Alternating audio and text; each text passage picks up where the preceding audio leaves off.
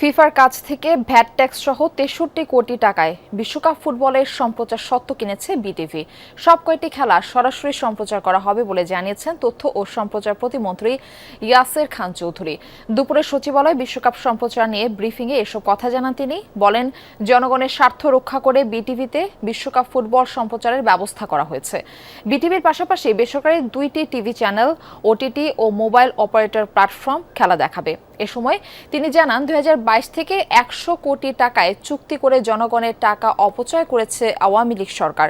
বর্তমান প্রধানমন্ত্রী যে কোনো মূল্যে জনগণের সম্পদ রক্ষায় গুরুত্ব দিচ্ছে বলেও জানান তিনি। এ সময় ক্রীড়া প্রতিমন্ত্রী আমিনুল হক বলেন, বাংলাদেশে বিশ্বকাপ ফুটবল দেখা যাবে না, এটা কল্পনাও করা যাবে না।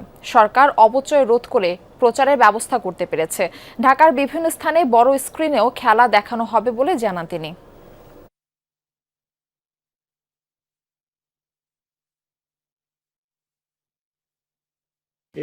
এবারের ফুটবল বিশ্বকাপ সম্প্রচারের চূড়ান্ত চুক্তিমূল্য নির্ধারিত হয়েছে মাত্র $3.85 মিলিয়ন।